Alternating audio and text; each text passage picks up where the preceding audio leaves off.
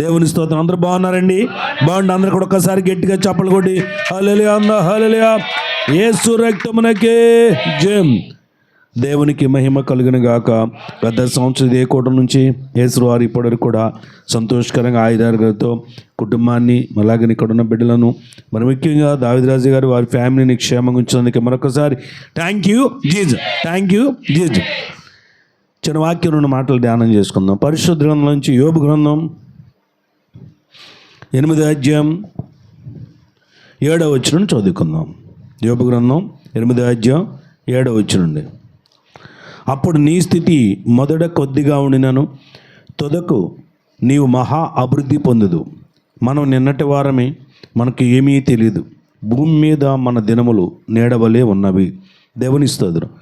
ఇక్కడ మనం చదువుకున్న వాక్య భాగంలో దేవుని దగ్గర మనకు కావలసిన వాటిని పొందుకునే విషయంలో చాలా సంగతులు, చాలా విషయాలు బైబిల్లో మనకు తెలియజేయబడతా ఉంటాయి. మరి ఈ బైబిల్ అంతా కూడా మరి దేవుడు మాట్లాడిన బైబిల్, దేవుని మాటలన్నీ కూడా ఇక్కడ ఉన్నాయి. వాటిలో మనం చదువుకొని ఆ ప్రకారంగా మన జీవన విధానం సాగిస్తూ ఉంటాం. అలాగనే దేవుడు మరి సజీవుడైన దేవుడు కాబట్టి ఆయన మాట్లాడుతూ చాలా విషయాలు కూడా మన కళ్ళలో దర్శనాలు కూడా తెలియజేస్తుంటాడు. ఆ ప్రకారం మనం సాగుతున్నప్పుడు దేవుడు మనల్ని కొద్దిగా ఉన్న స్థితి నుంచి ఎలా తీసుకెళ్తాడంట? మహాభివృద్ధి పొందుతారు. హల్లెలూయా. మరి నిజంగా చూస్తే ఇందాక ఆయన అన్నాడు, జీరోలో నుంచి హీరోలాగా చేశాడు. హల్లెలూయా. మరి ఇలాంటి కొద్ది స్థితిలో నుంచి, ఎక్కడ అట్టడుగున్న స్థితిలో నుంచి మరి ఒక మంచి ఉన్నతమైన స్థితిలోనికి వెళ్ళే స్థితిని తెచ్చేది యేసుప్రభువారు తప్ప మరి ఇంకెక్కడ లేనే లేదు. ఒకవేళ వచ్చినా కానీ అది నిలుస్తుందా అంటే నిలవదు. లోకంలో అలాగే ఉన్నది. కానీ మనం ఎన్నో చరిత్రలు చూస్తూ ఉంటాం. క్రీస్తు ప్రభువారిలో, క్రీస్తులో నిలిచి బహుబలంగా నిలబడిన వారందరూ కూడా వారి చరిత్రలో జీరో నుంచి హీరోలోకి వచ్చి ఆ హీరో స్థితుల్లో అలాగే ఉండి వారి కాలాన్ని చేసిన వారిని ఎంతోమంది చూసాం. హల్లెలూయా. అలాగనే మరి ఇక్కడ కూడా దావీదురాజు గారు వారి ఫ్యామిలీని కూడా మొట్టమొదటి వాళ్ళ పరిస్థితి వారు వివరించారు. మళ్ళీ నేను వివరించడానికి సమయం కుదరదు. కానీ అలాంటి స్థితిలో నుంచి, జీరో స్థితి నుంచి, కష్ట స్థితిలో నుంచి అప్పటి దర్శనాలు, అప్పటి వాగ్దానాలు అన్నీ గుర్తు ఉన్నాయి. అయినో అటన్నీ మనం మళ్ళా చెప్పుకునే సమయం కుదరదు. కానీ నిజంగా ఆ దర్శనాలు, ఆ వాగ్దానాలను బట్టే దేవుడు వాగ్దానం చేసిన దేవుడు మరువని దేవుడు. వాగ్దానము, ఆ దర్శనం అన్నది చాలా ప్రాముఖ్యమైనది. ఆ ప్రకారంగానే దేవుడు ఈరోజు వరకు కూడా వారిని అంచెలంచెలుగా 30 60 100 దీవిస్తున్నందుకే థ్యాంక్ యూ జీసస్. మరి నిజంగా దేవుడు మనల్ని మహాభివృద్ధి అంటే, కొంతమందికి అనుకోవచ్చు మహా అభివృద్ధి అంటే ఇది ఒక అభివృద్ధి, ఏదో పెద్ద కోటీశ్వరులు మిలియనీర్ అయిపోతే అప్పుడు మహా అభివృద్ధి అనుకుంటారు. ఆ మిలియనీర్లు అయిపోయి అంత మహా అభివృద్ధి అయినట్టుగా కనబడినా వాళ్ళ పరిస్థితులు కూడా చాలా మరి బాధాకరంగానే ఉంటాయి. వాళ్ళకు ఉండే కష్టాలు వాళ్ళకి చాలా ఉంటాయి. దానికంటారు కదా, ఏ చెట్టుకి ఎంత చెట్టుకి అంత గాలి, అంతే కదా. అలాగనే ఎంత అయినా సరే దేవుడు తన కార్యము జరిగించి మనల్ని ఈ రోజున కొంచెంలో నుంచి హెచ్చింపులో తీసుకొచ్చాడనంటే ప్రశాంతంగా ఉన్నాం. హల్లెలూయా. ఇది కావాలి మనిషికి కావాల్సింది ఆయురారోగ్యములు, క్షేమము, సంతోషం, నెమ్మది, శాంతి, సమాధానం. ఇంతకు మించిన ఘనత మరొకటి లేనే లేదు. అంతేకాకుండా కావలసిన ఈవులను, కావలసిన సమృద్ధిని కూడా దేవుడు మనకు అందిస్తున్నాడు. ఆమేన్. ఇది చాలా మహా అభివృద్ధి అనే నేను అంటాను. ఎలాగంటే ఒక రక్షణ, పాపక్షమాపణ, మారు మనసు, ఆయురారోగ్యములు. ఎందుకంటే మరి పాపక్షమాపణ, రక్షణ, మరి ఈ భాగ్యం లేనప్పుడు వాళ్ళు ఎంత సంపాదించుకుని ఏమవుతుంది అని అంటే ఆ పాపాలు పట్టేసి వాళ్ళ స్థితి నాశనం అయిపోద్ది. ముందుగా పాపక్షమాపణ, రక్షణ, మారు మనసు స్థితిని దేవుడు మనకి ఇచ్చాడు. ఇది మంచి మహా అభివృద్ధి. హల్లెలూయా. ఆ తర్వాత మనకి ఏం కావాలో అవన్నీ కూడా సమృద్ధిగా అనుగ్రహిస్తున్నాడు. హల్లెలూయా. ఇలాంటివన్నీ కావాలి, సమృద్ధిగా మహాభివృద్ధిలోకి వెళ్ళాలి. మన స్థితి మొదట కొంచెంగా ఉన్న మహాభివృద్ధిలోకి వెళ్ళాలి అనేదంటే మనం ఫస్ట్గా చేయాల్సింది ఏంటంటే మనస్సుని మనం ధృవీకరించుకోవాలి. ఏంటి ఆ ధృవీకరణ అని అంటే, మనం నిన్నటి వారమే, మనకేమీ తెలియదు, భూమి మీద మన దినములు నీడవలే ఉన్నాయి. ఈ 3 పాయింట్లు మైండ్లో పెట్టుకోవాలి. మనకేమీ తెలియదు, తెలుసు, నాకు అన్నీ తెలుసు అనుకున్న వాళ్ళందరూ కూడా బొక్కబారలు పడిపోయారు బైబిల్లో చాలామంది. నాకేం తెలియదయ్యా అన్న వాళ్ళందరూ కూడా మంచి హీరోలు అయ్యారు. హల్లెలూయా. చాలా గొప్పవాళ్ళు అయ్యారు బైబిల్లో. నిజం. దావీదు నాకేం తెలియదు అనేవాడు గొప్పవాడాడు. సౌలు నాకేం తెలియదు అనేవాడు గొప్పవాడాడు. అలాగే అబ్రహాం నాకేం తెలియదయ్యా అనేవాడు, ఆయన చాలా గొప్పవాడాడు. ఇలాగా మహామహులు చాలామంది ఉన్నారు. తర్వాత మళ్ళీ సౌలు దావీదు గారు నాకు అన్నీ తెలుసు అనుకున్నారు, అయిపోయారు. మళ్ళీ ఈ జీరులోకి వెళ్ళిపోయారు.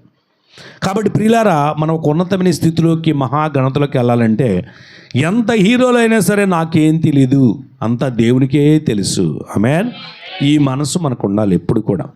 మనకి ఎంత తెలిసినా కానీ, అందుకని పౌలు గారు అంటాడు, నేను జ్ఞానినై ఉన్నా కానీ అజ్ఞాని వలే ఉంటున్నాను అంటాడు. ఆయన ఎవరండి? నిజంగా ఆ రోజుల్లో ఎన్నో శాస్త్రాలు చదివినవాడు, ఎంతో తెలుసుకున్న అతి విద్య కలిగిన వాడు ఆ రోజుల్లో. ఇప్పుడు ఈ రోజుల్లో మంచి విద్య ఏంటంటే కేంబ్రిడ్జ్ అంటారు. ఇంకా దాన్ని మించి పిహెచ్డీలు అవన్నీ చాలా వచ్చేసినాయి. ఇప్పుడు పెద్ద విద్యలు వచ్చేసినాయి. అయితే ఐఎఫ్ఎస్లు, ఐపీఎస్లు, ఐఏఎస్లు ఇవన్నీ వచ్చేసాయి, పెద్ద విద్యలు. ఇలాంటి విద్య కంటే కూడా అతి విద్య అంటే ఆ రోజుల్లో అంత విద్య పొందేశాడు ఆయన. అంత పొందిన ఆయన కూడా మరి ఎంత బాగా మాట్లాడాలి. ఆయన ఏమన్నాడంటే నాకేమీ తెలియదయ్యా అన్నాడు. హల్లెలూయా. అన్నీ ఎరిగిన వాడినట్టుండి ఏమీ లేని వాడిగానే ఉంటాను, ఏమీ తెలియని వాడిగానే ఉన్నానని అంటాడు. జ్ఞానినైనట్టుగా ఉన్నాను కానీ నేను అజ్ఞానిగానే కనపడతానంటాడు. హల్లెలూయా. అంటే ఎందుకయ్యా ఇది అని అంటే మరి 14 దేశాలు తిరగాలి కదా. హల్లెలూయా. 14 దేశాలు తిరగాలంటే ఖచ్చితంగా తగ్గించుకోవాలి. అలా తగ్గించుకొని ఆయన తగ్గింపుగా ఉన్నాడు కాబట్టి దేవుడు ఆయన ఏం చేశాడు, 14 దేశాలు తిప్పాడు. నాకు అన్నీ తెలుసు అనుకున్నంతసేపు అందరం చంపుకుంటూ వచ్చాడు, అందరం కొట్టుకుంటూ వచ్చాడు. ఎందుకంటే ఆ యొక్క హెచ్చింపు అలాగే ఉంటుంది. ఇక కొట్టేయాలి, చంపేయాలి, తినేయాలి, తాగేయాలి. అలా చేసినంతకాలం అతను విద్య కూడా ఏమైపోయింది, నశించిపోయింది, మంటి మీద పడ్డాడు. గుర్రాలు పోయినాయి, రథాలు పోయినాయి, అన్నీ పోయినాయి, ఏమి లేని వాడిపోయాడు. ఏంటంటే నాకు అన్నీ తెలుసు అనుకున్నంతసేపులో అన్నీ పోయినాయి ఆయనకి. నాకేం తెలియదయ్యా అనుకున్నంతసేపు నుంచి దేవుడు అతన్ని ప్రపంచ దేశాలు తిప్పేశాడు, గొప్పవాడైపోయాడు ఈ రోజున. హల్లెలూయా. ఈ మెయిన్ కాన్సెప్ట్, ఈ మెయిన్ పాయింట్ మనం ఎక్కడ అట్టడి గురించి ఉన్నతమైన మహా అభివృద్ధిలోకి వెళ్ళాలి అంటే ఖచ్చితంగా మనము ఇది మైండ్లో పెట్టుకోవాలి అనేది ఇక్కడ ఖచ్చితంగా తెలుస్తుంది. నెక్స్ట్, అయ్యా మేము నిన్నటి వారమే అంటే రేపు ఎల్లుండి అవుటెల్లుండు అది చేస్తా, ఇరగ తీస్తా, మురగ తీస్తా, ఇవన్నీ మనం అనకూడదంట. చూద్దాం రేపు పరిస్థితి ఏమిటో రేపు. అందుకని ఏనాటికి ఆనాటికే చాలు. కాబట్టి మనం ఎప్పటికప్పుడు కూడా రేపటి గురించి విచారణ కాదు కానీ ఈ రోజున గురించి, ఈరోజు చేయాల్సింది ఏంటి, మనం దాని గురించి విచారించుకు మనం ముందుకు సాగాలి. అన్నిటికంటే ప్రాముఖ్యమైనది ఒకటి ఉంటుంది. ఆ పక్కనే 8వ అధ్యాయము 5వ వచనం చూద్దాం. 8:5 నీవు జాగ్రత్తగా దేవుణ్ణి వెతికితే సర్వశక్తులకు దేవుణ్ణి బతిమలాడుకుంటే, హల్లెలూయా, మరియు పవిత్రుడవై యథార్థవంతుడైనలా నిశ్చయముగానే నీ యందు శ్రద్ధ నిలిపి నీ నీతికి తగినట్టుగా నీవు వాసస్థలము వర్ధిల్ల చేయను. ఆమేన్. అంటే ఎలా ఉంటాడో మహా అభివృద్ధి వస్తుంది. ఆమేన్. ఏమంటే నేను నీతిగా ఉన్నానండి, ఏమంటే నేను యథార్థవంతుడండి, అలాగే నేను శ్రద్ధగా భక్తి చేస్తానండి, ఇంకేంటండి బతిలాడుకునేది, బతిలాడాలేంటి అనుకోకూడదు. సరే ఏమన్నాడు అక్కడ, బ్రతిలాడుకోవాలి. హల్లెలూయా. ఎంత మనము దేవుని దగ్గర నీతిగా బతికినా, ఎంతగా దేవుని మాట వింటున్నా, ఆయన జాగ్రత్తగా వెతుకుతున్నా, ఎంత దశమాలు ఇస్తున్నా, ఎంత మురుక్కుబళ్ళు ఇస్తున్నా, ఎంత ప్రార్థనలు చేసినా, ప్రభు దగ్గర మనం ఏదన్నా మహా అభివృద్ధి పొందుకోవాలంటే ఏం చేయాలా, బ్రతిమలాడుకోవాలి. హల్లెలూయా. మరి అబ్రహాం ఎంత మంచి విశ్వాసం అండి, ఎంత మంచి నీతిపరుడు తెలుసా. అలాంటి ఆయన కూడా అనేక పర్యాములు దేవుణ్ణి ఏం చేశాడు, బ్రతిమలాడుకున్నాడు. హల్లెలూయా.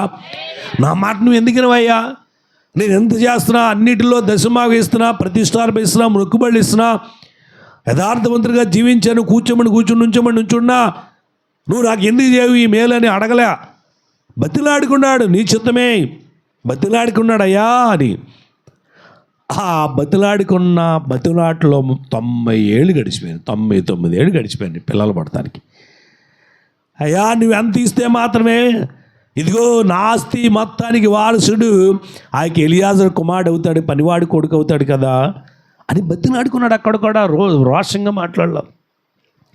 నేను అది చేసా ఇది చేశా అని రోషంగా బతిలాడుకోకుండా మాట్లాడిన వాడు దేవుని దగ్గరికి వచ్చిన ఇద్దరు వ్యక్తుల్లో ఒక వ్యక్తి అంటాడు, నేను వారాన్ని 3 రోజులు ఉపవాసం చేస్తున్నా అండి, వాళ్ళకంటే వీళ్ళకంటే దశమాలు బాగా ఇస్తా, వాళ్ళకంటే వీళ్ళకంటే నేను బాగా బలంగా నిలబడుతున్నా, నన్ను నీతిమంతుగా తీర్చువా, బతిలాడుకోవాలా. అందుచేత దేవుడు అతనితో పంపించాడు, తిరిగి వెళ్ళిపోయాడు. కానీ బతిలాడుకుని ప్రభువా పాపిని అని కేక వేసి, అయా నన్ను క్షమించాను కేక వేసి బ్రతిమలాడుకుని రొమ్ము కొట్టుకున్నట్టు అతన్నేమో దేవుడు నీతిమంతుడిగా తీర్చేశాడు. హల్లెలూయా. మహాభివృద్ధి చేశాడు. ఖచ్చితంగా దేవుణ్ణి బ్రతిమలాడుకునే మనసు చాలా మంచిదన్నమాట. మనం దేవుని దగ్గర ఎన్నో రకాలుగా ఉపవాసాలు, ప్రార్థనలు, జాగరణాలు దేవునికి ఇచ్చే విషయంలో పర్ఫెక్ట్గా ఉన్నా కూడా ప్రభువుని బతిమలాడుకోవాల్సిందే. బైబిల్ గ్రంథంలో మత్తయి సువార్త 8వ అధ్యాయంలో కుష్ఠవ్యాధిగ్రస్తుడు ఉన్నాడు. వాడు యేసు వారికి ఎదురుగా వచ్చాడు, నీకు జిందాబాదులు కొట్టాను, నీకు జైలు కొట్టాను, నీ వెనకాలే సమాజంలో తిరిగాను, ఎంతో పరిచయం చేశాను, నన్ను ఎందుకు ముట్టవు నువ్వు అని రోషంగా అడగల, కోపంగా అడగల, బ్రతిలాడుకున్నాడు. ప్రభువా నీకు ఇష్టమైతే నన్ను శుద్ధునిగా చేయగలవు, నువ్వు చేయగలవయ్యా. అప్పుడు ఆయన వెంటనే బ్రతిలాడుకోవటం వెంటనే ఏం చేశాడంటే, ఆయన నాకు ఇష్టమే నీవు శుద్ధుడైపో అన్నాడు. హల్లెలూయా. ఇమ్మీడియట్గా కార్యం జరిగింది. బ్రతిలాడుకుంటే ఇమ్మీడియట్గా కార్యం జరుగుతుందండి. ఆమేన్. హల్లెలూయా. ప్రభువునేమో గద్దించినట్టుగా మాట్లాడు. పేతురు గారు గద్దించాడు కదా ప్రభువుని, బ్రతిలాడుకోలా, గద్దిస్తూ ఉన్నాడు. పక్కన పద్దాక వెనకాల ఉండనేవాడంట, వద్దు నీకు అక్కడ జరగకుండాగాక గద్దిస్తున్నాడు. అప్పుడు ప్రభు అతను గద్దించాడు. బ్రతిమలాడుకున్న వారినేమో ఇమ్మీడియట్గా కార్యం చేస్తాడు. అలాగా ఆయన్ని గద్దించి అడిగిన వారినేమో ఆయన గద్దిస్తాడు అనేది దాన్ని బట్టి అర్థమవుతుంది. మనం గద్దించాల్సింది ఎవరినంటే సైతాను గాడిని గద్దించాలి. ప్రియులారా, బ్రతిమలాడుకుంట వల్ల ఏమన్నా ఉపయోగాలంటే చాలా ఉపయోగాలు, మహాభివృద్ధి కలుగుద్ది. ఆమేన్.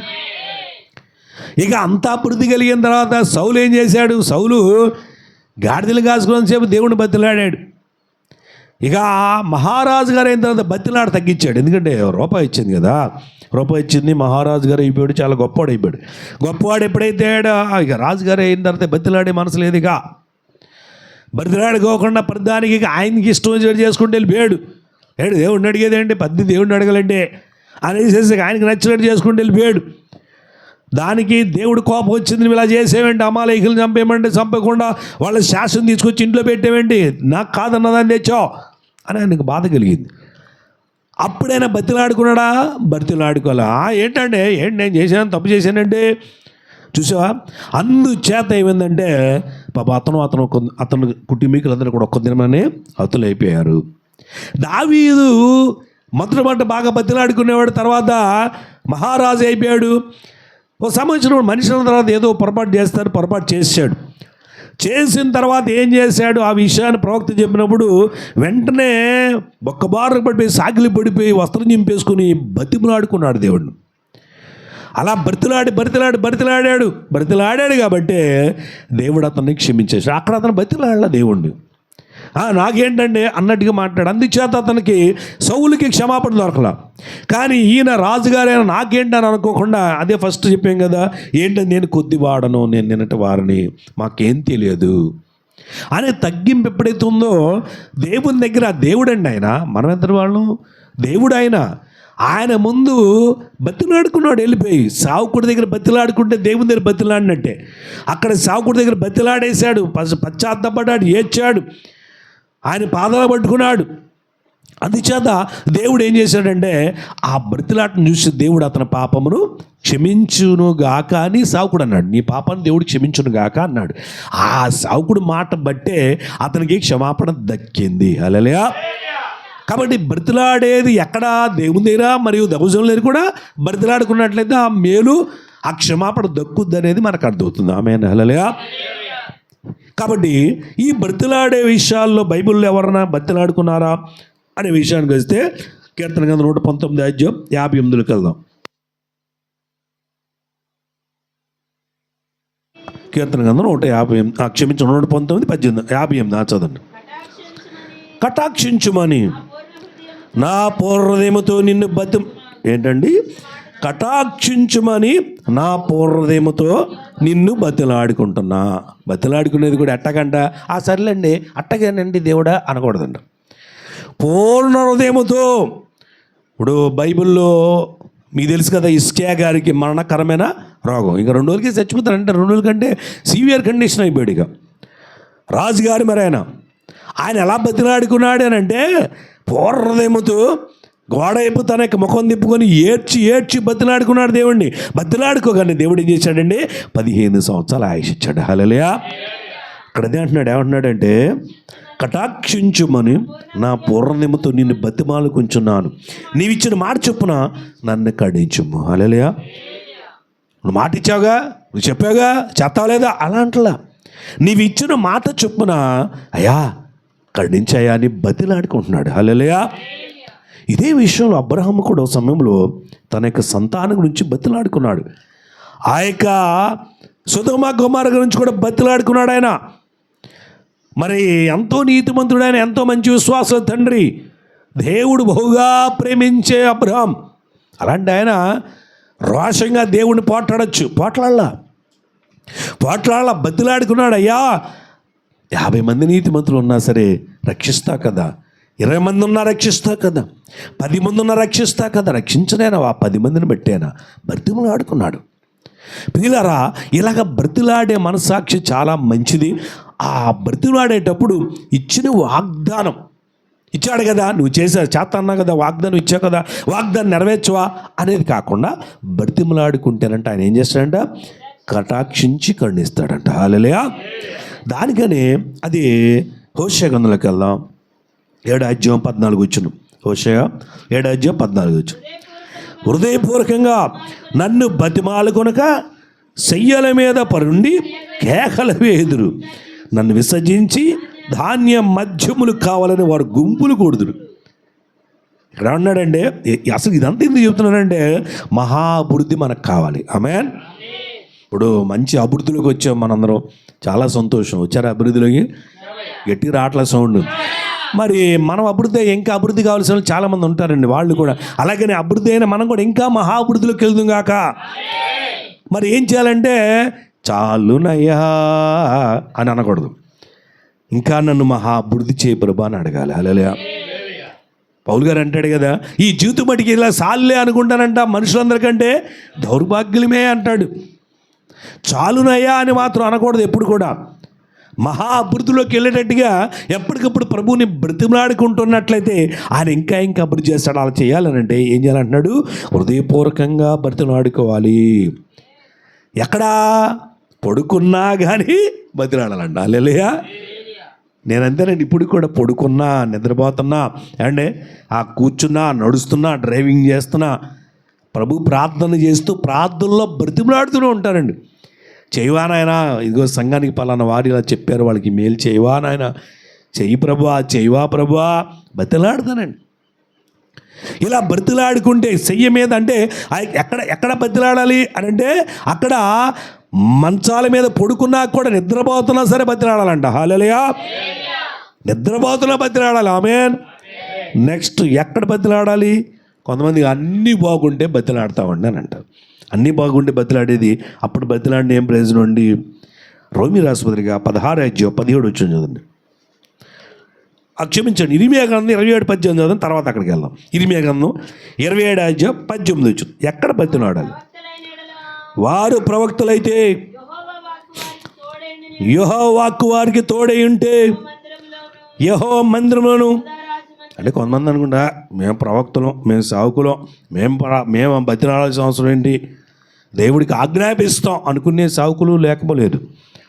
ఇక్కడ అన్నాడు, వారు నిజంగా ప్రవక్తలైతే యెహోవా వాక్కు వారికి తోడుగా నిజంగా ఉంటే వాళ్ళు యెహోవా మందిరంలోను, యూదారాజుల మందిరంలోను, యెరూషలేములోను శేషించున్న ఉపకరములను బబులోని కొనుపోబడుకున్నట్లు వారు సైన్యపతి యెహోవాను బతిలాడుకుంటే మేలు. హల్లెలూయా.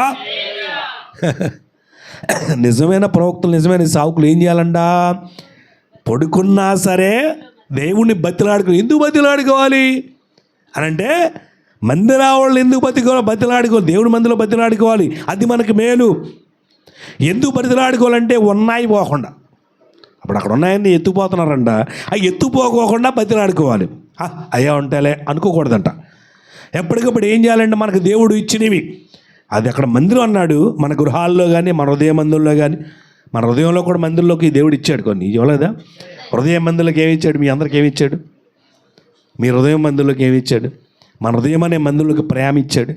అంతకుముందు ప్రేమ లేదుగా, ఇప్పుడు ప్రేమ ఇచ్చాడు, సంతోషం ఇచ్చాడు, సమాధానం ఇచ్చాడు, దీర్ఘశాంతి ఇచ్చాడు, దయాళత్వం ఇచ్చాడు, అండ్ మంచితనం ఇచ్చాడు, విశ్వాసం ఇచ్చాడు, సాత్వికం ఇచ్చాడు, ఆశీర్వాదం ఇచ్చాడు. ఇవన్నీ ఉన్నాయి కదా హృదయం అనే మందిరంలో. ఈ ఉపకరణాలు ఇవన్నీ దేవుడికి ఉపయోగపడే ఉపకరణాలు. ఈ ఉపకరణాలను అప్పుడప్పుడు దొంగడు ఏం చేస్తాడు? సాధారణంగా ఎత్తుపోదాం చూస్తాడు. ఆ ప్రేమను, ఆ సంతోషాన్ని, ఆ సమాధానాన్ని ఎత్తుపోదాం చేస్తాడు. అందుకనే అంటున్నాడు, ప్రవక్త అంటే ఒక సేవకుడనే కాదు, ఇక్కడ ప్రవక్త అంటే ఎవరో? ప్రొఫెట్స్ అంటే ప్రవచనాలు చెప్పేవారని. ఇప్పుడు మన సంఘంలో ఒక సేవకులకి సేవకురాలకి వస్తున్నాయని ప్రవచనాలు, విశ్వాసాలు కూడా వస్తున్నాయి లేదా అమ్మ? బయట విశ్వాసాలు లేరు, ఎవరో వస్తున్నాయి కదా. విశ్వాసాలు కూడా దేవుడు ప్రవచనాలు ఇస్తూ ఉంటాడు. ఆ ప్రతి ఒక్క ప్రవక్త అంటే ప్రతి ఒక్క ప్రవచనకారులందరూ కూడా, అంటే సేవకుడు అవ్వచ్చు, విశ్వాసాలు అవ్వచ్చు, ఎవరైనా సరే హృదయంలో దేవుడిచ్చినటువంటి ఆ యొక్క మంచి మంచి ఈవులను సాతానుగా ఎత్తుకుపోకోకుండా బతిమలాడుకోవాలి. ఆమేన్. బతిమలాడుకోవాలి. బైబిల్ గ్రంథంలో మరి చూసినట్టయితే దేవుడు ఆస్వాదించాడు, దీవించాడు, అన్నీ చేశాడు. అయితే రేపు వచ్చేది మరి 3.5 సంవత్సరాలు కరువు వస్తుందని తెలిసినప్పుడు ఆవిడ, క్షమించండి, ఆ అప్పుల వారు, ఈ కుమార్తె వారు ప్రవక్తల యొక్క శిష్యురాలు, ఆ భార్య, వాళ్ళ కుమారులిద్దరు కూడా అప్పులైపోతే ఎత్తుకుపోతానంటే, ఇప్పుడు ఎత్తుకుపోయేబడే వాళ్ళు ఎవరనంటే కొడుకులిద్దరు. మరి ఆ కొడుకులిద్దరు బానిసలుగా వెళ్ళిపోతారు. అప్పుడు ఏం చేసింది ఆవిడ? దేవుణ్ణి బతిలాడుకుంది, దైవసేవకుడిని బతిలాడుకున్నది. హల్లెలూయా. అందుచేత అప్పులు తీరిపోయి పిల్లల్ని కూడా ఆ హృదయంలో నుంచి, ఆ ఇంట్లోంచి ఎత్తుకెళ్ళిపోయారు. హల్లెలూయా. అలాగే దేవుడు మనకి ఇచ్చిన ఈవులను పోకోకుండా చేసుకోవాలి, నిలబెట్టుకోవాలి అని అంటే మనం ఏం చేయాలంటే ప్రభుని బతిమలాడుకోవాలి. చెప్పలు కూడా ఆమేనండి, అందరూ కూడా. హల్లెలూయా. కొంతమంది బతిలాడరండి, మేము మాకు ఆ కొంతమంది చూడండి, ఉద్యోగస్తులు బాగా ఉద్యోగాలు చేస్తారు. మీకు ప్రార్థన అనగానే చక్కగా కుర్చీల్లో కూర్చుంటారు, తలకాయ దించుతారు. కొంతమంది మన సంఘంలో ఉద్యోగస్తులు కాపైన కుర్చీలో కూర్చుంటారు, అది వేరే విషయం అనుకోండి. పాపం వాళ్ళకి కూర్చోవాలనిపించి కూర్చుంటుంటారు.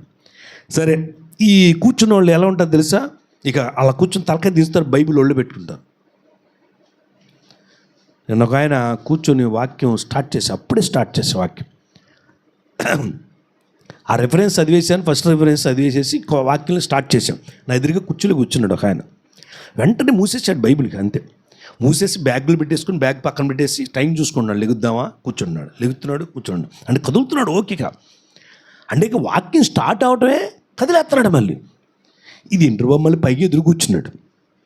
సరే, ఇప్పుడు కొంతమంది ఉద్యోగస్తులు కూడా ఏం చేస్తారంట, మనకు ఆయన ఏ ఉద్యోగం మరి నాకు తెలియదు, కానీ ఇలా కొంతమంది ఉద్యోగస్తులు, మేము దేవుని బతులు కూడా అంటే మాకు బోళ్ళు ఉద్యోగాలు, మంచి మంచి ఉద్యోగం, బ్రహ్మాండ ఉద్యోగం అనుకునే వారి గురించి సరిగ్గా ప్రార్థన చేయలేదు కొంతమంది ఉద్యోగస్తులు.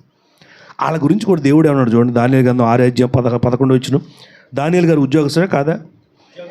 మన సంఘంలో దానియేలు గారు కాదు, బైబిల్లో దానియేలు గారు. అక్కడ మనుషులందరూ కూడా గుంపు కూడి వచ్చి దానియేలును చూశారంట. పక్కన ఇంటి వాళ్ళు వీళ్ళందరూ వచ్చి దానియేలు చూస్తే, దానియేలు ఏం చేస్తున్నాడయా? అమ్మాయిలు తెగసకాలు చేస్తున్నాడా? లేకపోతే రోగంలో తిరుగుతున్నాడా? లేకపోతే సినిమాలు చూస్తున్నాడా? షికారులు చేస్తున్నాడా? లేకపోతే డిస్కో డ్యాన్స్ చేస్తున్నాడా? ఏం చేస్తున్నాడండి? మా నాన్నగారండి ఒకరోజు ఒక ఇంటికి వెళ్ళి ఫస్ట్లో సేవలో కూర్చున్నారు. వాళ్ళు ప్రార్థనకు రమ్మని పిలిచారు. వచ్చి మా ఇంట్లో ప్రార్థన చేసేయాలండి అని. సరే, నాన్నగారు వెళ్ళారు. నాన్నగారు వస్తాను తెలుసు కదా వాళ్ళకి, ఏ టైంలో వస్తారో తెలియదు, ఏ సమయంలో వచ్చానో తెలియదు అన్నట్టు జాగ్రత్తగా ఉండాలా. నాన్నగారు వెళ్ళేసరికల్లా లోపల నుంచి పాటలు పాడుతున్నానంటే, ఎవరో భార్య భర్తల గొంతులు వినపడుతుంది, ఆడ మనిషి గొంతు, మగ మనిషి గొంతు. పోనీ దేవుడి పాటలు అంటే కాదు, సినిమా పాటలు, తలుపులేసి ఉన్నాయి. సరే, నాన్నగారు కేకేసి అసలు కేకలో లేరీళ్ళు వినపడతారు వాళ్ళకి. ఓకే, పాటలు ఓకే. అప్పుడు నాకు అక్కినేని నాగేశ్వరరావు, ఎన్టీ రామారావు గారి పాటలు పాడుతున్నారు బాగా. నాన్నగారు వెనకాల వచ్చి ఆయన ఏం చేశాడంటే, ఆ కిటికీ తీసుందా అని కిటికీని కొంచెం నెట్టేసి, అయ్యారు వచ్చారన్నాడండి. లోపల ఏం చేస్తాను తెలిసి వీళ్ళు డిస్కో డ్యాన్స్ చేస్తారంట. భార్య భర్తలు ఇద్దరు కూడా డ్యాన్స్లు వేసుకుని పాడుతున్నారండి. ఎంత దారుణం. మరి ఇప్పుడు ఇక్కడ దానియేలు గారిని ఆ చుట్టుపక్కల వచ్చి చూసారికల్లా వీళ్ళు, ఈ దానియేలు గారు ఏం చేస్తున్నాడు? ఉద్యోగం కదా ఆయన, ఉద్యోగం మామూలు ఉద్యోగం, గవర్నమెంట్ జాబ్ అండి అయింది. అలాంటి ఆయన అక్కడ ఏం చేస్తాడమ్మా? ప్రార్థన చేయుటయు ఆయన్ని బతిమలాడుకొనుటయు చూశారు. హల్లెలూయా. అంత పెద్ద దానియేలు గారు, ఒక మంచి రేంజ్లోకి వెళ్ళిన దానియేలు గారు ఏం చేస్తాడయ్యా అంటే ప్రార్థన చేస్తున్నాడు. ప్రార్థనలో దేవుణ్ణి ఏం చేస్తాడంట? బతిలాడుకున్నాడు. హల్లెలూయా. సిగ్గుపడతాడు ఎందుకండి? ప్రభుని బతిలాడుకోవడం సిగ్గుపడటం ఎందుకు? భయపడటం ఎందుకు? ఆలోచించడం ఎందుకు? ఉద్యోగస్తులనే ప్రార్థన చేసి బతిలాడుకుంటున్నాడు. మాకు ఉద్యోగాలండి, మాకు ఎక్కడ ఖాళీ అండి అనుకోకూడదు. ఇంకో ఆయన ఉంటాడు చూడండి, 142 కీర్తన ప్రారంభం. ఈయన ఎక్కడ బతిలాడుకున్నాడు చూడండి. కీర్తన కింద 142 అధ్యాయం. నేను ఎలుగెత్తి యెహోవాకు మొరపెడుతున్నా, ఎలుగెత్తి యెహోవాను బతిమలాడుకుంటున్నాను. అయిపోయిందా? ఎలుగెత్తి నేను యెహోవాకి బతిలాడుకున్నాను, మొరపెడుతున్నాను. ఎక్కడ? పై చదువు, పై నుంచి గుహలో ఉన్నప్పుడు దావీదు చేసిన. మీరందరూ ఎక్కడున్నారా? గుహల్లో ఎప్పుడన్నా ఉన్నారా? గుహల్లో అంటే గుహలు ఎక్కడ ఉంటాయి? అడవుల్లో ఉంటాయి ఎక్కువ. మరి మీరు కూడా అడవులు అది మీరండి కరోనా అదే అరకులోయ అడవులు, ఊటీ అడవులకి వెళ్ళి ఉంటారు కదా, గుహలు దొరుకుంటాయి. అక్కడ కూడా ఉంది, అరకులోయలో గుహ ఉంది. ఎక్కడన్నా ఎప్పుడైనా ఇల్లు ప్రార్థన చేశారు అక్కడ? ఆ గుహలో అరుపులు కేకలు తప్ప. ఇప్పుడు ఈయన అదేంటి అదొల్లేమైనా ఏదో ఉందండి గుహ పేరు, అది రాట్ల, గుర్తు రాట్ల. ఆ గుహలో ఉన్నాడు. ఎవరైనా? దావీదు గారు. ఎందుకున్నాడు అక్కడ? పాపం ఆయన టూర్కి ఏమి వెళ్ళాలి, అదే షికార్కి వెళ్ళలేదండి. పాపం వాళ్ళ మాంగారు చంపేస్తానంటే పాపం భయపడి దాక్కొని అడవుల్లో పారిపోయి అక్కడ అదొల్లమ్మినానంటే గృహం ఏదో అది ఆ గుహ ఉంటుంది, ఆ గుహల్లో చేరి అక్కడ బతిలాడుకున్నాడు. కష్టకాలంలో బతిలాడుకున్నాడు. ఇందాకే ఉద్యోగాల్లో బతిలాడాడు. ఆ తర్వాత ఇంకో ఆయనేమో ఎక్కడ బతిలాడాడు? ఇర్మియా గ్రంథంలో మందిరంలో బతిలాడాడు. తన మందిరంలో ఏవి పోకుండా బతిలాడుకున్నాడు. అలాగే దేవుడిచ్చిన పోకుండా. ఇలాగా ఆ పరిస్థితుల్లో కూడా, అవి క్లిష్ట పరిస్థితులైనా మంచి పరిస్థితి, ఏ పరిస్థితులైనా సరే బతిలాడుకోవటం ఆపారా? ఆపలా. దేవుడి మీద పోరాటం చేయాలా? కోప్పడలా. ఇచ్చినట్టు ఇచ్చావు నాకు, నేను ఇక్కడ రోడ్డున పడ్డా, అడవులు పాలైపోయింది నా బతుకు, అడవిగా వెళ్ళిపోయింది నా బతుకు, ఇలా చేసావు లాస్ట్కి అని అనలా దావీదు గారు. దావీదు గారు ప్రభాని బతిలాడుకున్నాడు. అయ్యా ఆ గుహలో ఉండి, రాజుగారేంటి ఏసీ రూముల్లో ఉండాల్సిన ఆయన ఎక్కడికి వచ్చాడండి? గుహల్లో. అప్పుడు ఏసీలు లేవు అనుకున్నారు. నాకు తెలుసు, మీకు తెలుసులేండి, దేవుని స్తోత్రం. అప్పుడు ఏసీలు ఏంటి తెలుసా? అటోకిద్దరు ఇటోకిద్దరు పెద్ద ఇసుని కర్రలు ఉంటాయి అన్నమాట. అవి పట్టుకొని ఇలా ఊపుతూ ఉంటే ఆ గాలి ఎంత గాలి వస్తుందో తెలుసా? ఆ ఇసుని కర్రలు కూడా ఎలాంటి ఇసుని కర్రలు అంటే నెమ్మలి ఏకలతో తయారు చేసిన ఇసుని కర్రలు రౌండ్గా ఉంటాయి. వాటి పెట్టి ఇసురుతూ ఉంటారు వాళ్ళు. నిజం. మరి నిద్రపోయేటప్పుడు ఎలా ఇసురుతారంటే అవి ఇలాగ పెడతారు బయటికి, రాడ్లాగా దానికి కర్రలు ఉంటాయి అనమాట. ఈ బిడ్డనుకో అలా కర్రలు ఉంటాయి, ఇలాగ ఇట్లా ఉంటాయి అనమాట. ఇలా ఎలా ఆడతాం ఆ బయట ఉండి వాటిని ఇలా అంటూ ఉంటే లోపలికి అది చక్కని చల్లని గాలి ఎత్తండి. అప్పట్లో ఫ్యాన్లు అయ్యి వాళ్ళకి. ఇప్పుడు మనం కరెంటుకి డబ్బులు కడుతున్నాం, అప్పుడు వాళ్ళు ఏం చేసేవాళ్ళంటే ఆ పని వాళ్ళకి రూపాయి ఇచ్చి డబ్బున్న వాళ్ళందరూ చేసే పనులు అవి. మరి అలాంటి చోట ఉండాల్సిన ఆయన ఎక్కడికి వెళ్ళాడండి? గుహలోకి వెళ్ళున్నా సరే ఏం చేస్తాడంట? బతిలో ఆడుకున్నాడంట. హల్లెలూయా. ప్రభువును మనం ఎప్పుడు కూడా రిక్వెస్ట్ చేయాలి. అలాగని పరిచయం చేస్తే యోవేలు గ్రంథం 1:14 వెళ్దాం, ముగించేస్తాను. యోవేలు గ్రంథం 1:14. బర్తిలో ఆడుకోవడం అంటే అసలు ఏంటి? ఎప్పుడు? యోవేలు 1:14 అండి. అది ఇప్పుడు బతిలాడుకోవడం అంటే ఎప్పుడయ్యానంటే ఉపవాసం రోజున బతిలాడుకోవాలి, రథ దినాన్ని రోజున బతిలాడుకోవాలి. ఇప్పుడు రథదినం అంటే ఈరోజే, అంటే కూటమి పెట్టుకోవడం రథదినం అనమాట. నెక్స్ట్ రథాలు చేశారు ఎవరన్నా ఇక్కడ? నువ్వు చేసావు రథాలు? రథం అంటే ఏంటి? రాసుకుంటారా ఏంటి? కూర్చుని ఎంతమంది? ఇంట్లో వాళ్ళు, చుట్టాల వాళ్ళని పిలుచుకోరా? వెళ్తారు. అదే మరి రథదినం అంటే కూటంలాగా. పంతులు గారు వస్తాడు, ఏం చేస్తాడు అక్కడ? చెప్పినట్టు చేయడం. ఏం చెప్తాడు? తలకాయ దించు, తలకాయ ఎత్తు, నెత్తి మీద ఒకటి వేస్తా, ఇక అది ఏదన్నా కానీ ఆయన చెప్తాడు. ఆయన చెప్పేది చేయాలి. మరి ఇక్కడ కూడా ఇది రథదినం అంటే కూటమేనండి. మరి కూటంలో అందరూ కూర్చున్నప్పుడు కూడా ఈ రథదినం ప్రతిష్ఠించుకోవాలి. అంటే బతిలాడుకున్న రోజు ఏంటంటే రథదినం అంటే కూటం రోజు. ఇంకోటి ఏంటిదండి? ఉపవాస దినం రోజు, బతిలాడుకున్న రోజులు. నెక్స్ట్ యెహోవాను బతిలాడుటకై పెద్దలను దేశములో, ఇంట్లో పెద్దోళ్ళు ఉన్నారుగా, చేసుకుంటారా మీరు, చేసుకుంటారు ప్రార్థన అని పిల్లల్ని అంటారు. వీళ్ళు చీరు పెద్దోళ్ళు అంటే, వీళ్ళు ఏం పెద్దోళ్ళు? పరలో ప్రార్థన వచ్చే పని, పరలో ప్రార్థన చెప్పమనండి పెద్దోళ్ళని. రాదు ప్రార్థన. పిల్లలకు వచ్చి ప్రార్థన, పరలో ప్రార్థన, పెద్దోళ్ళకి రాదు.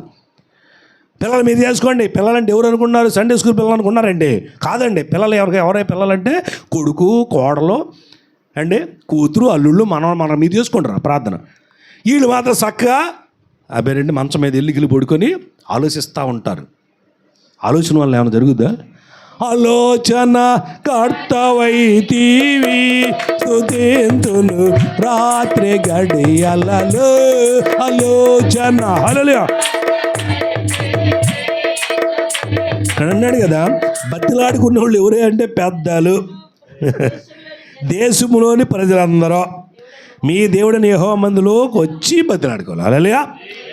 రథ రోజున అంటే కోట రోజున బతిలాడుకోవాలి, ఉపవాసం చేసిన రోజున బతిలాడుకోవచ్చు. ఇంకోటి ఏంటిదండి, మందిరంలోకి వచ్చి అక్కడ కూడా బతిలాడుకోవచ్చు. చప్పలు కొట్టి ఆమెను అనండి. హల్లెలూయా. ఇప్పుడు ఉపవాస రోజున ప్రార్థన చేస్తారా? కొంతమంది ఉంటారు ఉపవాసం చేస్తారు, అమ్మ నీరసంగా ఉంది దగ్గర నేను ప్రార్థన చేయలేకపోయి వాళ్ళంతా అంటారు. మరి ఉపవాసం చేసింది ఎందుకు? బతిలాడుకోవడానికి. అవునా కదా? ఇప్పుడు మన పిల్లోడికి ఏదైనా కొనిస్తా ఉంటాం, చిన్న వర్షం అంటాడు వాళ్ళ అబ్బాయిని, అరే రేపు పొద్దున కొనిస్తారా ఈ డబ్బా అంటాడు, లేదా బండి అంటాడు. అనగానే ఆడి పట్టుకుంటాడు మైండ్లో, రేపు ఎత్తానని మా నాన్న వాగ్దానం చేశాడు, వాగ్దానం చేసిన మా నాన్న మాట తప్పని వాడు అనుకుంటాడు. రేపు పొద్దున నేనేం చేస్తా, ఎటు వెళ్ళిపోతాడు. వెళ్ళిపోగా నేనేం చేస్తాను, అమ్మ ఎటు వెళ్ళిపోయాడు, నాకు కొనిస్తానన్నాడు మా నాన్న బండి, వాగ్దానం చేశాడు, ఏమైపోయాడా అమ్మని అడుగుతాడు. అమ్మాయి ఏమరా వాగ్దానం చేసినా ఎటు వెళ్ళిపోయాడు తెలియదు, నేనేం చేయను. అప్పుడు ఈయనేం చేస్తాడు, ఇక అన్నం తినడక, నీళ్ళు తాగడక, అది ఉపవాసం. ఏంటంటే ఇప్పుడు మా నాన్న వచ్చరికి నన్ను చూసరికి ఏంటి నీరసంగా ఉన్నాడు అని అడగాలి. అడిగినప్పుడు అప్పుడు అమ్మ చెప్పుద్ది అనమాట, ఏమని, లేదా నేనే చెప్తాడు, నువ్వు నాకు నిన్న వాగ్దానం చేయించావు, ఈ రోజున బండి కొనిస్తాను, వెళ్ళిపోయావే, అందుకే నేను తిన్నాం అనగానే తండ్రికి ఇంటికి రాగానే ఏమనిపిస్తుంది? చిన్న వచ్చి నీకు ఒక్కటి బేకాలనిపిస్తుందా? అన్న ఏమనిపిస్తుంది అప్పుడు నీకు? కాసేపు బద్దులాడుతా, అక్కడికి తింటలేదు దానికి ఏమంటావు? ఇక సర్లే పదయా నీకు కొనిస్తాను అంట. నిజమైన తండ్రి అయితే, అవునా? అలా ఎన్ని కొనిచ్చుంటావు కదా, కొనిలేదా? ఎవరైనా కొనిస్తారట్టగా. సరేనమ్మా ఇవాళ కాదు రేపు రేగో తెలియనే సరే ఇక ఆ తండ్రి కొనిస్తాడు ఆ తల్లిదండ్రులు. అట్లాగే నేను ఉపవాస దినం రోజున ఇప్పుడు ఈ పిల్లోడు ఏం చేస్తాడు? బతిలాడతాడు, నానా నువ్వు నాకు కొని నానా. అప్పుడు ఇక తండ్రికి ఆ కాసేపు కొంచెం గద్దిచ్చిన మళ్ళీ వెంటనే తర్వాతైనా జాలొస్తుంది. ఇదే రథదినమున అంటే ఉపవాస రోజును కూడా మనం ఏం చేయాలి? ఉపవాస రోజును బతిలాడుకోవాలి. ఆ రోజున శుభ్రంగా పడుకొని కాదు, ఉపవాస రోజు ప్రభువుని బతిలాడుకోవాలి. మాకు ప్రార్థన ఎక్కువ చేయాలి, ఉపవాస రోజున ఎక్కువ. కొంతమంది ఉపవాస రోజున పని చేస్తారు, ఉపవాస రోజున పనులు ఎక్కువ చేసుకుంటారు. అది బతిలాడటం కాదు, పని చేయటం అది. ఇంకోటి ఏంటంటే నా ఇంటి పని అంతా ఉపవాస రోజు చేస్తారు. మా నాన్నగారు చెప్పాడు, సావుకురాలు ఉండేదండి, ఓ సావుకురాలు అంటే ఇక్కడ సావుకురాలు మీరు కాదండి, అక్కడ సావుకురాలు. ఆదివారం వస్తే శనివారం నైటు ఆ రొమ్ము నిండా అంటే బట్టలు నానేసేదంట. ఆదివారం ప్రార్థన అంటే ఉతుకుతానే ఉండేదంట. ఎప్పుడు దాకా? కోటం సగం వరకు ఉతుకుతానే ఉండదు. మరి ఇక్కడ వాక్యం అట్లా నడుస్తుంది, టపా టపా సౌండ్ అక్కడ. ఏమమ్మా ఆదివారం పోతే మిగతా రోజులు నీకు ఏం తెలుసు? మరి వారం అంతా బట్టలు వద్దా? సరేనని ఆ పక్కన ఉన్న విశ్వాసాలు ఏమన్నా, అమ్మ మేము ఉతుకుతాలేమ్మా అని అంటే ఉతకండి అని వెళ్ళిపోయేదంట. వెళ్ళిపోయినాక వీడు పాప ఉతికేసి ఆరేసేస్తే అస్సలు మళ్ళీ తీసుకెళ్ళి మళ్ళీ తడిపేసేదంట మొత్తం అన్నీ. ఏంటనంటే వాళ్ళు ఉతికితే నా నచ్చదో, పాలా మురికి అనేసి ఖచ్చితంగా ఉపవాస రోజునే ఆదివారం శనివారమే పని అంతా పెట్టుకున్నాను. ఇంకో టీచర్ గారు ఉండేదంట, ఆమె కూడా అంతే. ఖచ్చితంగా శనివారం రోజు ఉపవాస రోజే పనులన్నీ పెట్టుకుని ఇంట్లో మొత్తం బయట వేస్తూ అనుకునేదంట. మరి ఏమైపోతుంది? బతిలాడుకునే టైం దొరుకుద్దా? ఇక దేవుని బతిలాడుకుంటే వేస్ట్ అయిపోయినట్టే కదా. అందుకని అన్నాడు ఉపవాసం రోజున ఏం చేయాలంటే ఎక్కువగా బతిమలాడుకోవాలి. కొంత సమయాన్ని అంతా ఇప్పుడు రోజంతా నేను ఇచ్చేయమంటలేదు దేవునికి, 1 గంట 2 గంటలన్నా దేవుని దగ్గర కూర్చొని బతిలాడుకునే సమయాన్ని మనం కేటాయించుకున్నప్పుడు అప్పుడు మహాభివృద్ధి అవుతాం. హల్లెలూయా. నేను ఉపవాసం చేసేదంటే సరిపోదు కదా, ఉపవాసం ఉండాలి, దాని దగ్గర ప్రార్థన ఉండాలి, బతిలాడా ఉండాలి. కాబట్టి ఇంకొక 2 మాటలు చదివేసి ముగించేస్తానండి. మార్కు సువార్త 5:18 బతిలాడిన వాళ్ళు ఉన్నారా? మనమే బతిలాడాలి. మన అయ్యగారు చెప్తున్నాడు అనుకో, మాకు ఆయన దోనెక్కినప్పుడు దెయ్యములు పెట్టినవాడు ఆయన ఎదుట మళ్ళీ ఒకసారి ఉంది. ఆయన దోనెక్కినప్పుడు దెయ్యములు పట్టినవాడు ఆయన ఎద్ద తన్నుండనిమని ఆయన బతిలాడుకొనాను. హల్లెలూయా. దెయ్యం పట్టేసి స్వస్థపడిపోయాడు. కాడి పద్దాకు పేరు పడిపోయింది ఏంటంటే దెయ్యం పట్టుడని. ప్రభు దగ్గరికి వచ్చి అంటున్నాడంట, అయ్యా నీ దగ్గర నన్ను ఉండనివయ్యా అని బతిలాడుకుంటున్నాడు. మీ అందరికీ అయ్యా నీ దగ్గర నేను ఉండను ప్రభువా అనేవాళ్ళు ఎంతమంది ఉన్నారు? దెయ్యం బట్టి స్వస్థపడగానే అతను ఏమంటున్నాడంటే, నీ వద్ద నన్ను ఉండనివయ్యా అని బతిలాడుకుంటున్నాడు. నీతో నన్ను ఉండనివయ్యా, నీ వద్ద నేను ఉండాలయ్యా, ఎందుకంటే ఇంత గొప్ప కార్యం చేశావు, సమాధులు ఉండవలసిన వాడిని గృహంలో చేర్చావు, దేవానికి స్తోత్రం, నీ వద్ద ఉండనివయ్యా అని బతిలాడుకుంటున్నాడండి. ప్రభు దగ్గర మనం కూడా ప్రభుతో మన జీవిత పర్యంతరం ఉండుటకు, ప్రభువా నీతో నేను జీవించాలి ప్రభు అని బతిమలాడుకోవాలి. నమ్మిలుండి ఆమెను హల్లెలూయా అన్నాం. అదే రోమి రాసు 16:17 సరే, ఇప్పుడు ఇక ఇవన్నీ బతిలాడుకునే వాళ్ళు కనపడ్డారు. ఇప్పుడు ఫైనల్గా మనకు దేవుడు ఏం చెప్తున్నాడు? సహోదరులారా, మీరు నేర్చుకున్న బోధకు వ్యతిరేకముగా భేదములను ఆటంకములను కలిగే వారిని కనిపెట్టునని మిమ్మల్ని బతిలాడుకుంటున్నాం. హల్లెలూయా. ఇప్పుడు ఇక మనం దేవుని బతిలాడుకుంటున్నాం. ఇప్పుడు దేవుడు మనకేం చెబుతున్నాడంటే, మనల్ని బతిలాడుకుంటున్నాడు. ఆయన కూడా మనల్ని బతిలాడుకునే ఉన్నాయండి చాలా. అవన్నీ చెప్పుకున్న సమయం చాలు. మీరు నేర్చుకున్న బోధకు వ్యతిరేకంగా భేదములు ఆటంకములు కలిగేవారిని కనిపెట్టుకొని ఉండండి. హల్లెలూయా. మనం నశించిపోయే స్థితిలో, అట్టడి స్థితుల్లో, హీన స్థితిలో ఉన్నప్పుడు యేసువారి దగ్గరికి వచ్చినప్పుడు యేసువారు ఆ మొదటి స్థితి నుంచి కొన్ని బోధలు మనం చేశాడు. కొన్ని వాగ్దానాలు, కొన్ని విషయాలు చెప్పబట్టే అయ్యే మనల్ని ఈ రోజున మహా అభివృద్ధిలో తెచ్చినాయి అని నేను నమ్ముతున్నాను. మీరేమంటారు? నమ్మితే చెప్పలు కూడా హల్లెలూయా అనండి. ఇక ఆ బోధలో, ఆ యొక్క వాగ్దానాల్లో, ఆ యొక్క నడవడికలో స్టడీగా ఉండాలి అని నేను మిమ్మల్ని బతిలాడుకుంటున్నాను. ఈ మధ్యలో ఏదో ఒకటి చెప్తారు. ఇప్పుడు ఈ మధ్య బాగా నిన్నెవరో పాస్టర్ గారు చెబుతుందండి యూట్యూబ్లో. ఆమె ఏమంటుందంటే, దశమాలయం అవసలా, ఈ పాస్టర్లు ఆడ చెప్తారు, మొక్కుబళ్ళే అవసలా, బైబిల్ ఎక్కడ చూపించమని. అక్కడ అసలు బైబిల్ చదివిందంటారా? బైబిల్లో ఎక్కడ చూపించమంటది ఏంటండి? నాకు అర్థం కాదు. ఆడెవడో కూర్చోబెట్టేసి ఆ యొక్క టీవీ అతను కూడా అడుగుతూ ఉంటే ఎవరి గారు చెబుతా ఉంది ఏంటో. అసలు నాకు ఆశ్చర్యం వేసి, ఇదేంట్రా బాబు ఎట్ట తయారైపోయారు. ఇప్పుడు మన విశ్వాసులు చక్కగా ఒక చక్కని స్టడీలో నడుస్తున్నటువంటి వాళ్ళు, మహా అభివృద్ధి అవుతున్న వాళ్ళు ఇలాంటి ఇంటి ఏమైపోతారు? మా అయ్యగారు ఏంటంటే చెప్తాడు, మా అమ్మగారు ఏంటంటే చెప్తారు, వీళ్ళు అసలు టీవీలోనే చెబుతున్నారు. టీవీలో చెప్పేవాళ్ళు అందరూ గొప్పవాడేంటి? వీళ్ళు టీవీలో ఏం చెప్పారంటే వీళ్ళు ఏదో మహాత్ములు అనేటువంటి ఆలోచన కలిగి ఉంటామే కానీ అసలు బైబిల్ ఏం చెబుతుంది? ఆమె ఏమంటుంది? పాత నిబంధన గ్రంథంలో ఉంది, అది తండ్రి అయిన దేవుడి ఆజ్ఞ, అంతేగాని కొత్త నిబంధనలు ఎక్కడా లేదు. లేదా? మత్తయి సువార్త 23:23 లేదా? మీరు పుదీనాలోను సూపులోను జీలకర్రలను, యేసువారు స్వయాన మాట్లాడిన మాట ఇది, మీరు పుదీనాలోను సూపులోను జీలకర్రలను 10వ వంతు ఇస్తున్నారు.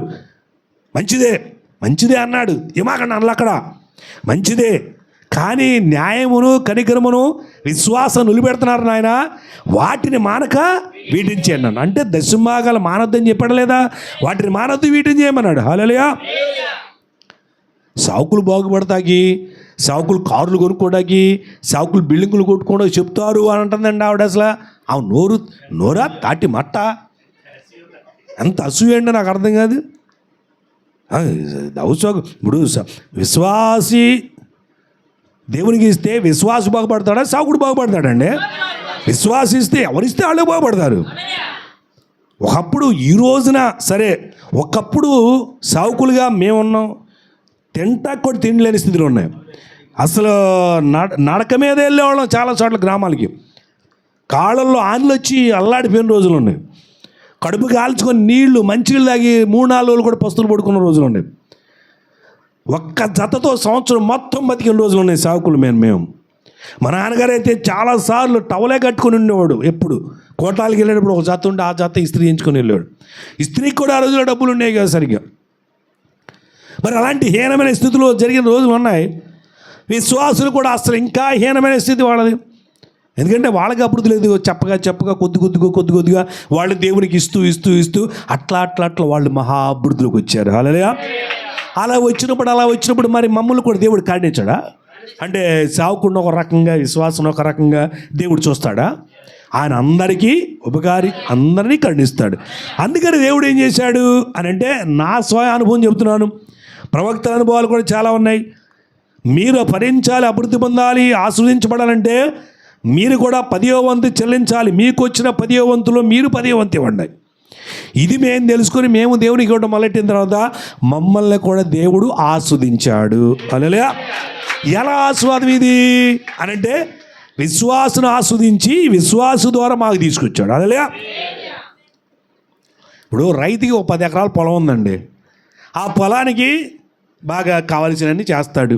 చేసిన తర్వాత పొలంకు 10 ఎకరాల పొలంలో ఉంటే డబ్బులు వస్తాయి. అదే ధాన్యం వస్తుంది, అమ్ముకుంటాడు, శుభ్రంగా ఉంటాడు. ఇప్పుడు పొలం ఏమనుకోవాలి? నేను పండితే తిని శుభ్రంగా ఎంజాయ్ చేస్తాడు ఈ రైతు అనుకోవాలా? అప్పుడు ఆయన ఏం చేస్తాడు రైతు గారు? దాంట్లో అసలు విత్తనాలు అయిపోతే పొలం ఏమైపోద్ది? బీడిపడిపోయి పాడైపోద్ది. ఎవరు కొంటకు కూడా సరిగ్గా ఉండదు, తగిన పరిస్థితులు రావు. అలాగుంది ఇప్పుడు చెప్పుకుంటున్నారు అట్లా. ఇది జ్ఞానమా అజ్ఞానం? మీరు చెప్పండి.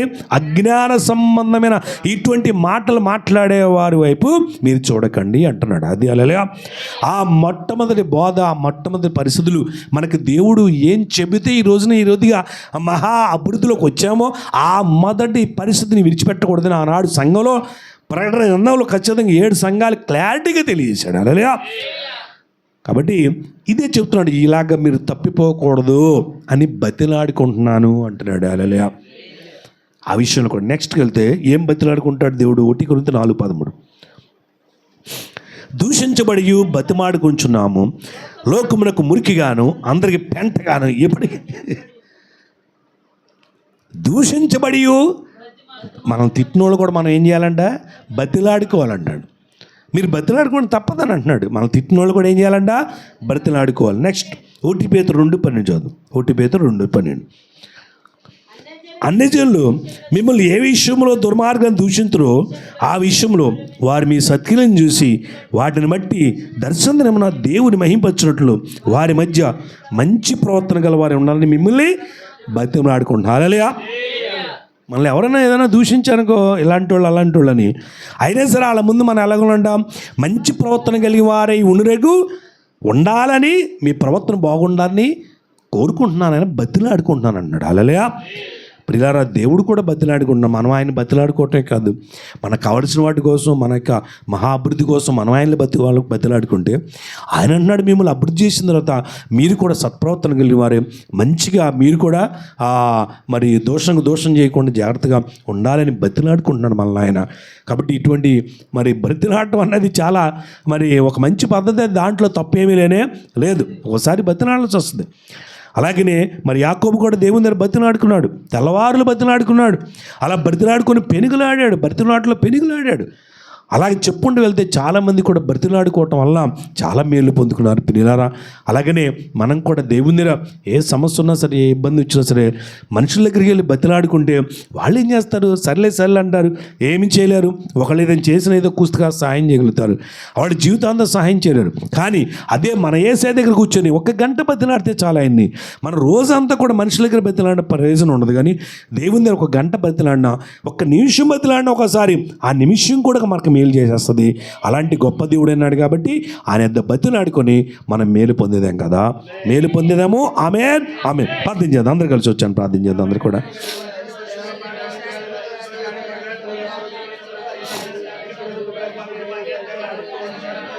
చిన్న ప్రార్థించండి, బతిలాడుకోండి. వ్రత దినమందు కూడా బతిలాడుకోమంటున్నాడు కదా, ఉపవాస దినమందు బతిలాడుకోమన్నాడు కదా. ఒకవేళ ఏదైనా సరే నీకు దేవుని నుంచి కావాలి అని కోరుకున్నట్లయితే బతిమలాడుకుంటే ఈజీగా చేస్తాడు, ఇమీడియట్గా చేస్తాడు అన్నమాట. ఇమీడియట్గా తక్షణమే తన కార్యం జరిగిస్తారనేది అర్థమవుతుంది మనకి. అడగండి, ప్రభుని బతిలాడుకోండి. ఆయన్ని బతిమలాడినలా ఆయన మన యందు దృష్టి నిలిపి మహాభివృద్ధి చేస్తానంటున్నాడు. కృపామీడు ప్రేమ గల్లేవా, నీ పాదాలకి వేలాది కోట్లాది స్తుతులు. నిజంగా ప్రభా, మహా అభివృద్ధి కావాలి అన్నప్పుడు నన్ను బతిమలాడనని నువ్వు చెప్పి ఉన్నావు. నిజంగా అలా చెప్పగలిగిన వారు కూడా లోకం లేరయ్యా. ఒకవేళ ఉన్నా కానీ వాళ్ళ వల్ల కాదయ్యా. కానీ ప్రభా నీవు చెప్పినట్టుగానే నిన్ను బతిలాడుకోవటం వల్ల ఇప్పటి వరకు మమ్మల్ని ఎంతగానో మహా అభివృద్ధి చేసిన దేవా స్తోత్రమయ స్తోత్రమ స్తోత్రమ స్తోత్రమ స్తోత్రమ స్తుతులయ స్తుతులయ స్తుతులయ. ప్రతి విషయంలో కూడా మమ్మల్ని అభివృద్ధి చేసావు. ఆత్మీయంగా, శారీరకంగా అన్ని విషయాల్లో కూడా అభివృద్ధి చేసినందుకే స్తుతులు స్తోత్రం. ప్రార్థనలో అభివృద్ధి చేసావు, ఉపవాసాలు అభివృద్ధి చేసావు, నీకు ఇచ్చి పుచ్చుకునే విషయంలో అభివృద్ధి చేసావు, అలాగే నీ వద్ద మనం చేసే విషయంలో అభివృద్ధి చేసావు, పరిశుద్ధాత్మ పూర్ణంగా అభివృద్ధి చేసావు, వాక్య పూర్ణంగా అభివృద్ధి చేసావు. చాలా విషయాల్లో శారీరకంగా కూడా ఎన్నో అభివృద్ధులు ఇచ్చావు. స్తుతులయ స్తోత్రం స్తోత్రం స్తోత్రం స్తోత్రం స్తోత్రం. ఇంకా నువ్వు ఆత్మీయంగా బలంగా అభివృద్ధి చేసి సహాయం తెచ్చు. ఇదిగో నిన్ను బతిని ఆడుకొని నీ వద్ద పొందుకునే బిడ్డగా మమ్మల్ని అందరినీ ఇంకను దీవించి నడిపించి బలపరి సహాయం తెచ్చు. మన ప్రభువును రక్షకుడైన యేసుక్రీస్తు వారి అతి పరిశుద్ధ నామమున అడిగి వేడుకుంటున్నాం తండ్రి, ఆమేన్. పరలోకమందున మా తండ్రి, మీ నామం పరిశుద్ధుడిగా, మీ రాజ్యం మాకొచ్చునుగా, మీ చిత్తం పరలోకమందు వలె భూమి మీద నెరవేరునుగా. మా నేటి ఆహారం దైత్యం మళ్ళీ ప్రార్థించను, మీకు క్షమించు శ్రద్ధం తేకాదశం తప్పించు, రాజ్యం శక్తి నిరంతరం. ఆమేన్. మనం లేచిన బడి కీర్తన పడుచునుగా.